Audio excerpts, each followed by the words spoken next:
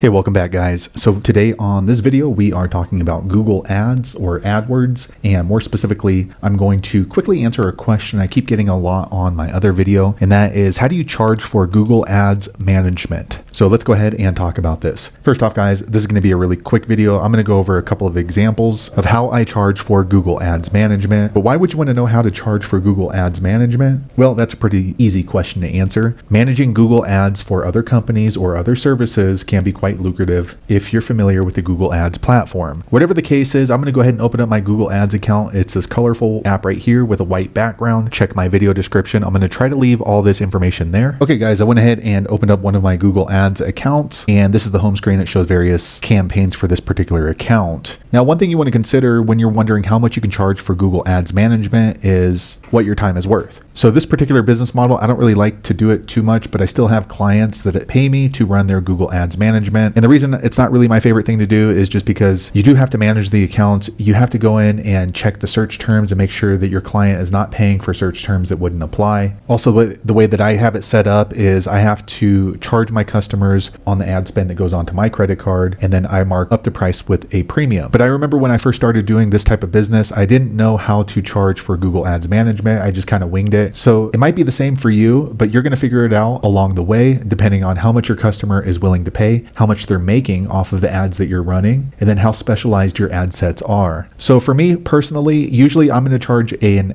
percentage of the ad spend, and depending on the customer, usually between 25% or 50%. And a lot of that has to do with how much that customer is going to be making with this ad set. If I'm able to make them a lot of money, I don't have any problem charging them 50% of my ad spend. So for example, on this particular account right here, this customer, this is a service-based company that I run ads for. So all in all, they've paid me already close to $20,000 in ad spend plus 50% markup. So my cost to run these ads was about $20,000. However, my client has paid me $30,000 for this particular campaign right here. But this client right here that I run ads for, this is another service-based business, and this particular business, their profit margins are much thinner. So for this particular service-based business, I only charge them 25%. The reason I give them a discount per month is because one, they were a referral of a friend, and two, their margins are much thinner. So I don't want to run them into the ground so that way they're not able to make money, because if that company right here does not make money, they're not going to be able to pay for my service. So for me, 25% continuing on every month is worth more than sticking to my 50%. But again, that's going to be your personal opinion, because obviously if you're somebody like Gary Vaynerchuk or some high-level person where you're just making hundreds of thousands of dollars per month, you're not really going to waste your time charging somebody 25%. Now, with all of my customers, I've already compiled a huge list of negative keywords that they don't have to come up with, because I know that if they run these Google Ads campaigns on their own, they're going to end up paying for clicks on a lot of irrelevant search terms. So my negative keyword list for these two clients spans about 10,000 negative keywords that they're not going to pay for. And if you look at the average cost per click, somewhere around $4 to $5 per click, I know that if this client were running ads on their own, they wouldn't have that negative keyword list. So more than likely, they're going to end up having 5, 10, maybe 15 clicks per day that are not going to be relevant because they haven't backed them out with a negative keyword list that I have. So that's two different ways you can charge for Google Ads management. Another way that's kind of interesting is this particular client right here. So this is a high ticket client. This particular client, I don't charge them for the ads. I actually pay for all the ads for myself, and they do not reimburse me. However, I do get leads, and then with those leads, I refer them to that particular service right here. And this service right here pays me a referral fee for every deal that they close. So there are some months where they don't close a deal, which kind of sucks because I pay the